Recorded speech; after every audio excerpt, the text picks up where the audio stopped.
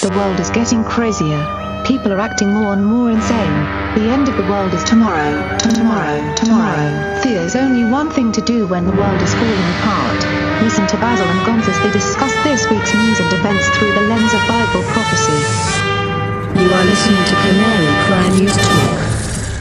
You're listening to Canary Cry News Talk. Today is November 15th, 2018. This week, fires burn and China's CERN. My name's Basil. And this is Gonz. Welcome to the show where we talk about other news with Canary Cry views.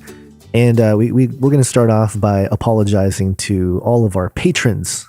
Not apologizing, making excuses, Gonz. Okay. We agreed that we are here to make excuses. Okay.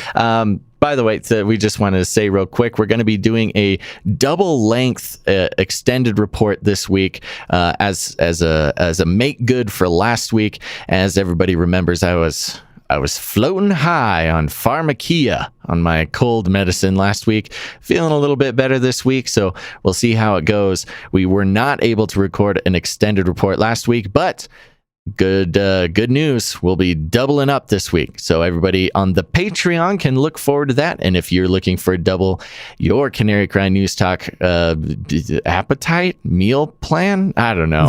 You can head over to patreon.com/ccnt and get access to double the episodes. But first, I get it. We got to talk you into it. Gonz, before we get into the good stuff, everybody has been asking me if you are okay. We have had the dreadful fires in California, and just want to give everybody an update. I am out of the way, and Gonz, you're safe too. Yes, California happens to be a pretty big state. So yes, although the fires are definitely burning hot and heavy, massive destruction in Northern and Southern California. I happen to be okay, but others weren't so I guess lucky, if you want to use that Not word, a lot of, everybody's having a lot of issues. We posted on the Facebook, we're praying for the Marzulli family, a good friend of the show, and we actually will be posting the link to their support page for fundraising to get them back on their feet and rebuilt. They've already done the Canarians and LA Marzulli fans all across the globe have been reaching out and donating to help them recover from this. There is no truly recovering from something like this, but we pray all the best for the Marzulli family and want to do everything we can to help them get back on their feet as quickly as possible. So make sure to check the show notes. You can also check our Facebook for a link to their fundraising page. Yeah, add LA to the list of folks who've lost their homes. People in the community a little bit on the fringier side. Tom Horn lost his home to a fire. Russ Dizdar, I believe, lost his library to a flood or something like that. So these things happen. But I know, Basil, we dropped the UFO story. I just want to mention it because we will be talking about it in the extended report, the Ireland UFO sighting. Right. But in correlation to, LA losing his home and losing a lot of his research, I thought it was interesting that the timing of it, from our perspective, not that there's any actual significance there, but, LA's talking about UFOs. Well, UFOs yeah, did this to my friend, my good friend, LA Marzulli. Yeah. So his house, burns down, his studio burns down. A lot of research goes with that.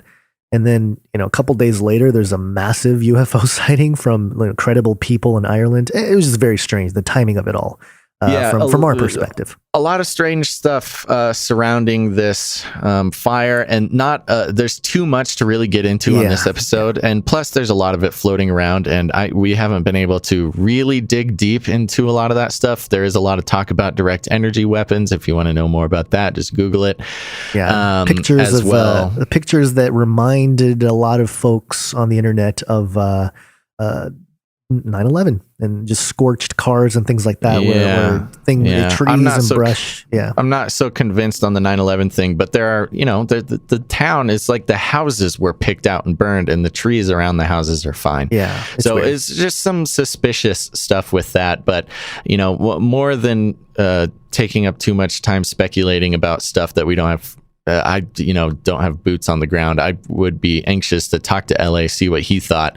But we're working on that. There's a lot of stuff floating around Facebook. So those are the serious type of things that we want a little bit more time to look into and talk to boots on the ground before we do too much speculation. But there are some very suspicious things around the entire fire situation. Yeah, got to rebuild. Fourth industrial revolution, Basil. There's got to be some destruction to rebuild, right? And we can't have an all-out war. So call some fire down.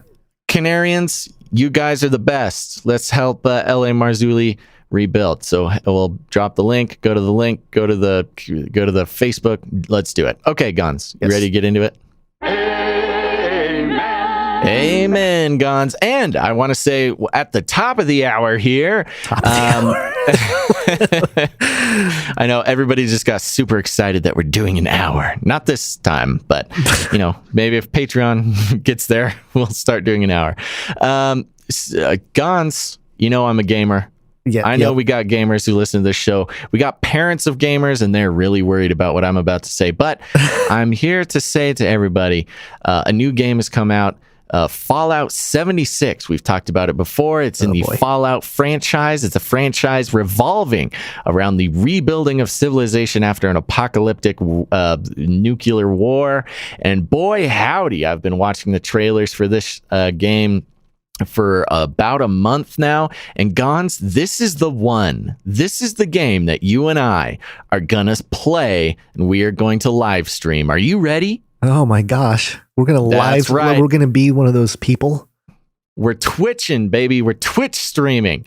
That's right. I went ahead and made our Twitch account, and we just got to figure out a couple of little technical details. But I'm telling you, this is going to be great because this game is rife for Basil and Gon's commentary. What's going to happen is we're going to play through the game, and we're basically going to do a show while we play the game because there is so much to break down. We're going to expose all the symbolism and the plot lines and the storylines and how that fits in to what we suspect. I think they're using this game to figure out who they're actually going to put in the bunker, to see who actually survives well during the virtual apocalypse. We've talked about the virtual worlds and playing out situations. What would happen if?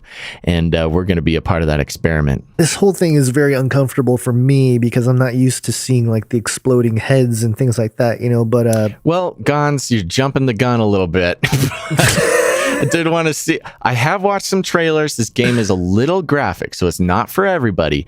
But we'll have more information as we figure it out. But I just wanted to tease that for a second as we get into the stories. Yeah. Well, let's get into some stuff here because we've tracked. Are you ready for a 4 Horsemen of the Apocalypse update? A 4 Horsemen. I don't have that thing anymore. Anyway, yes. You don't.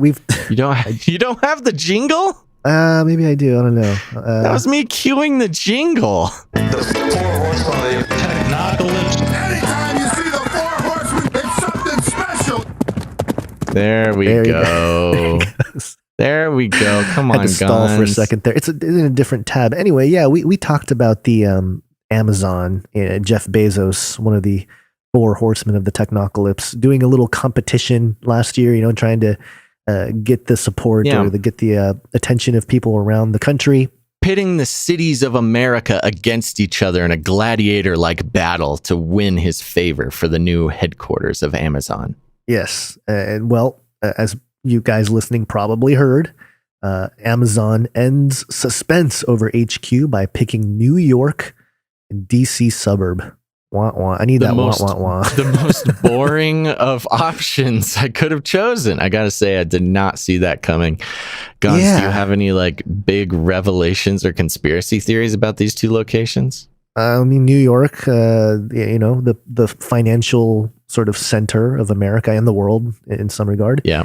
And then DC being the headquarters for the legislative side. So of course this makes sense for Amazon to snuggle up to the big money and the law. So Yeah, the politics. see- Yeah. No, it makes nothing but sense.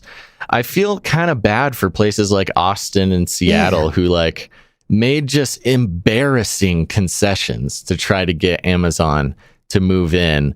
And when it comes down to it, people, it doesn't matter. It's just all about money and politics. Right. Well, I think they did mention that there are some other smaller sort of satellite locations they plan to establish, and maybe they'll be able to expand and have some jobs and whatnot. But this, I don't know. You think This Amazon will be able to expand someday?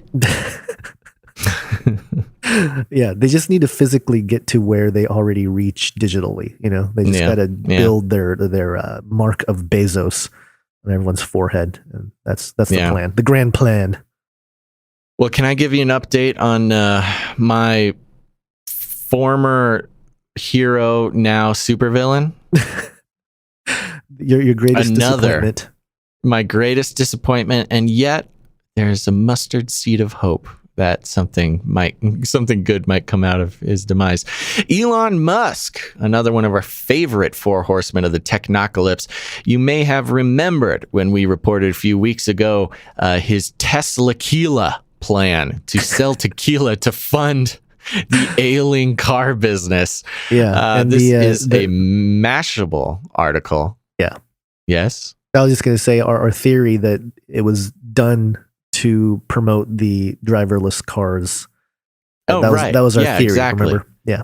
You get blasted on Teslaquila and then have a driverless Tesla drive you home. It's great. It's a perfect plan. Yeah. This Mashable article says Elon Musk's Teslaquila isn't meshing with Mexico's tequila industry. This will be a real quick read. Elon Musk could soon need a lemon wedge for a salty trademark battle with Mexico's tequila industry. The founder and CEO of Tesla announced a new brand of tequila called Teslaquila in October, vaguely tweeting it was, quote, coming soon. Ooh. But it may not be that straightforward for Musk. If the intensely no-nonsense Mexican tequila industry has anything to say about it, according to Reuters, the billionaire's attempts to trademark the word Teslaquila with the U.S. Patent and Trademark Office are being opposed by Mexico's Tequila Regulatory Council. The National Industry Group, which works to protect the prestige of agave-based spirit, said the name Teslaquila evokes the word tequila, and tequila is a protected word. Tequila needs a safe space, Gons. It cannot handle the emotional torment of having the word tequila so screwed up by our beloved Elon. Is this under the Mexican? Okay, so the Mexican government, right? So this is infringing on their. Let me tell you. Yeah. According to the trademark application filed by Tesla, Teslaquila has been described as a distilled agave liquor. Reuters reports that similar applications have been filed in Mexico itself, as well as the European Union and Jamaica. So this trademark is going all over the world. Run by the Mexican government, the CRT takes tequila very seriously. In fact, their main mission is to maintain producer compliance with the official Mexican standard for tequila, and that includes incredibly strict adherence to rules of origin. Then it goes like champagne in France to pass the official standard and to legally use the name tequila. The spirit must be made in the Mexican states of Jalisco, Guanajuato, oh man, I really am digging myself a hole here. Tamaulipas, Michoacan, Michoacan, or Nayarit. Oh man, so sorry. As a California boy, I should be able to say these Mexican names better. You should. And yes, U.S. federal laws. U.S. Welcome to the USA. And yes, U.S. federal law stipulates that tequila sold in the U.S., manufactured in Mexico, must comply with the country's strict tequila manufacturing laws. That's not to say Musk won't adhere to the requirements. In fact, there are limited details on Teslaquila so far, with Musk merely tweeting a visual approximation of what the bottle could look like. Anyways, Elon's picking another fight, man. Now with the government of Mexico. Can't that guy just lay down for a second? Just lay low for a second, my man. You know what it is? He's just programmed to tear down walls, Basil, to start bringing wars and rumors of wars, you know? Like a Terminator? Or like a horseman of the Technocalypse. A horseman of the I mean, real stuff that matters, like tequila. He's been sent. Yeah, right. Ugh. But anyway, anyways. You know, I think he's got too much time on his hand. He should focus on one thing. Mm-hmm. That's not his style, man. It's not his style. He gets bored. He needs to have hands in everything. Yeah. What's going on with this boring company? Is that doing anything anymore? I don't know. It's boring, man. We're on to Tesla now. Don't look back. Look into the future. This is Musk. So here's a okay? question. Here's a, you know, if he decides to change the spelling of Tesla, like change it to Tesla, like Killa or something, or Tesla Killa. Okay. Is that still? Oh, that's good. That's pretty good. Is that still infringing? Will Mexico back off at that point? Cons, I don't know. I just read the news. I would assume, I would assume that it's the spelling. You know, I think it's just like, he's trying to mess up their good word that they love so much. Yeah, so just back off, Elon. Just change the word or change the spelling or something. Just, come up with a different thing. Knowing Elon, he's going to call them pedophiles or something bad, and it's just going to blow up, and it's going to kill my childhood dreams even more. It's depressing me. If he calls out the Mexican, the cartel and the, all those gangs and stuff that are helping out at the border. Yeah, there you go. Guns. Rally the crowd. You're scaring me now. All right, let's move on. Give me something from the other side of the Pacific. All right, we're going to China. CNBC, the world's first AI news anchor, has gone live in China. Oh, Yep, you all heard it. You saw it on the internet there.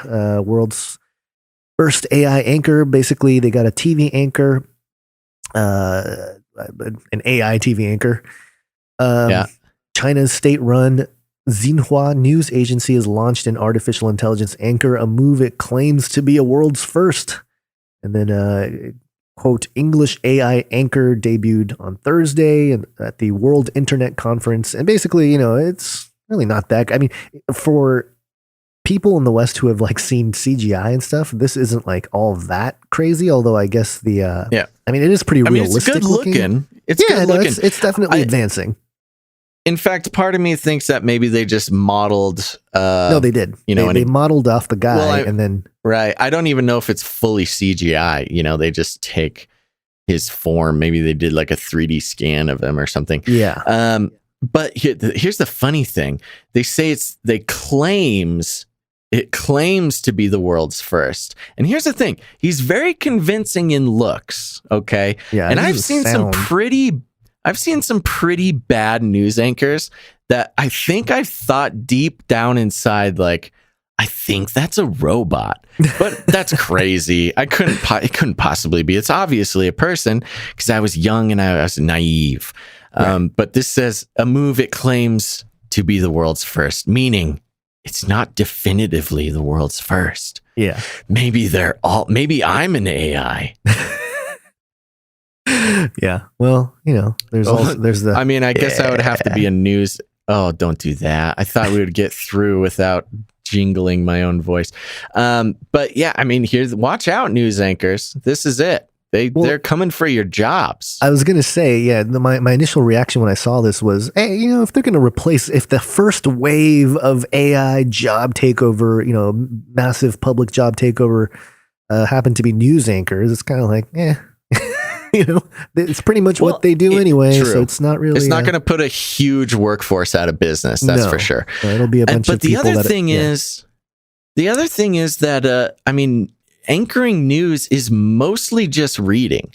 Now, of course, they're human beings, and the argument is that they're just better at it for one reason or another. But we're working on AI. They all read off, at least the major ones, they all read off scripts anyways. And so instead of, having a human read off a teleprompter and make mistakes and stuff like that, reading off teleprompters is tough. Yeah. I've done it before. It's not easy. And dealing with news when have anchors. you done it on our show? No. When I was on a very popular Mongolian reality show, they made me read off. Anyways, is that where you found my DNA to clone me? It was in another life. Yes, it was in another life. Anyways, news anchors, they basically just read the teleprompter anyways, and just getting a robot to do it. If they could get a robot to do it well, I think they'll make this. If they ever do this in mass, I don't think they'll tell us. I think they'll just do it and see if anybody notices. It's got to get good enough to do, though. But, we have one more China story. But before we get there, let's actually kind of not detour necessarily, but kind of connect this story to the lyrics story, the AI lyrics. Because I was very excited about this. Yeah, I want to save time for this because, the news is one thing. Because you want to hear me sing again. Yes, the news is one thing, okay? Delivering the news, reading a prompt or whatever. But the human creativity of, lyrics and words and music is a whole another layer where of... It's not quite, to write a song, you're not just reading off of a teleprompter, it takes creativity. It takes emotion. Yeah. It takes that spark. Human influence to the human being at the center of this whole thing. So let's take a look at this. New listeners to the show will quickly learn that we love reading and maybe singing the works of AI and their attempts at creative endeavors. We've read novels, we've read commercials and screenplays from AI. We love it, and we hope you love it too.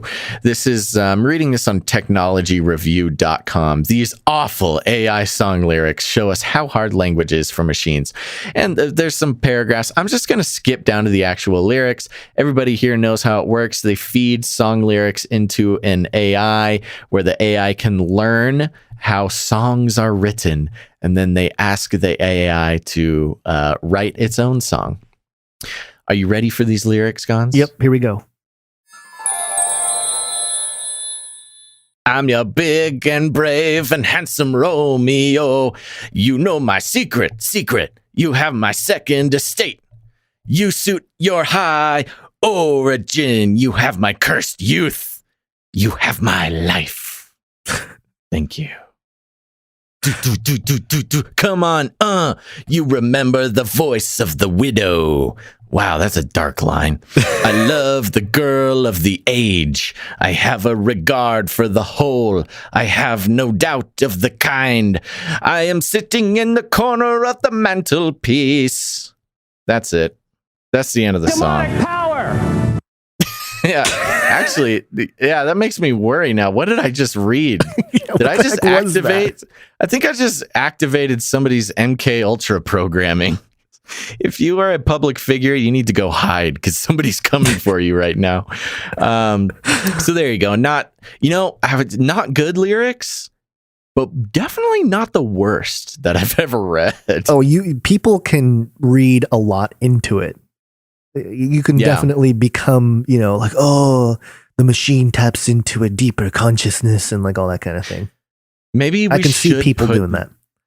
We should put this to music. Gons, you and I, we can definitely put this to music. Yeah, we can. Both of these. And we can make it sound like a real song. Yeah, we could. Okay. Keep an eye out for that. We'll put it out on Patreon. All right. You want to get to the main story? Yep. We have 4 minutes. We gotta blast through it. We have 4 minutes? I thought we got a little. Oh, no, you're right. 4 minutes. Oh my goodness. Newsweek. Yeah, Tech and Science. Go. China. Back to China here. China building 62-mile-long super collider to produce 1 million Higgs bosons. Wow. Yeah. Sweden. China's getting in the CERN game. Yeah. We will make 1 million. China is building a particle collider almost 4 times bigger than the Large Hadron Collider, and it is expected to produce over 1 million Higgs boson particles in its first decade of operation. Plans for the Circular Electron Positron Collider, the CEPC, a 62-mile-long collider, were first announced in 2012, a few months after the Higgs boson particle was discovered at the LHC. Now, researchers working on the project have released 2 new designs 2 new design reports to show that they have been working on over the last 6 years, butchering this article, and what they are planning to do over the coming decades. But yeah, there you go. They got their CERN, or they got their large super proton collider. I wonder.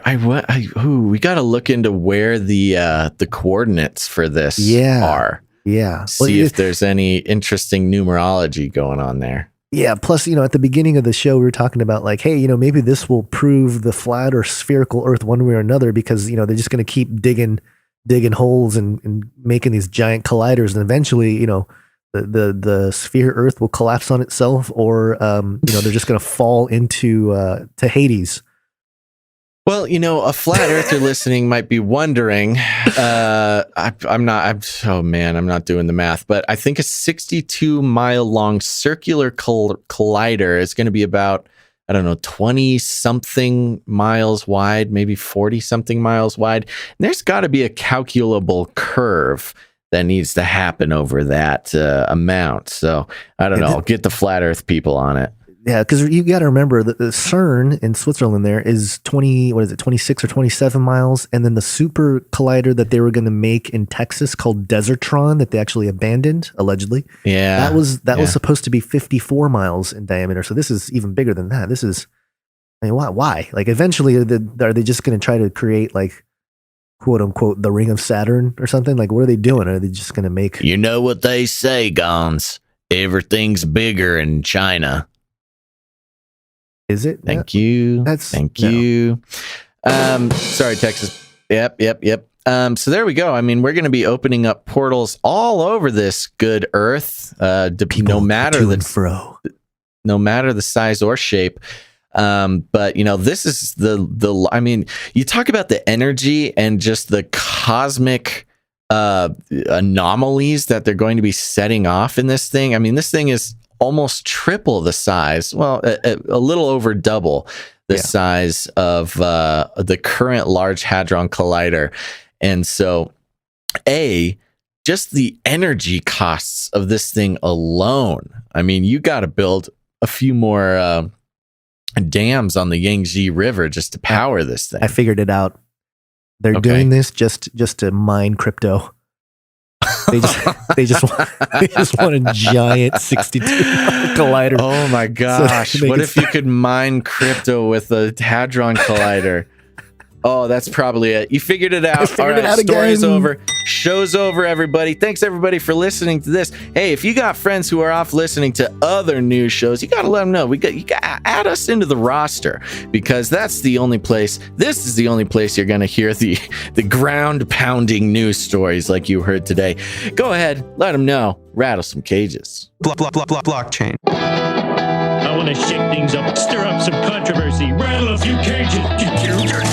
Hey, stop that! You'll never silence me. I'm the last angry man, a crusader for the little guy. Leave the bird alone. Never. Rattle a few cages. Rattle a few cages. You can't handle the truth.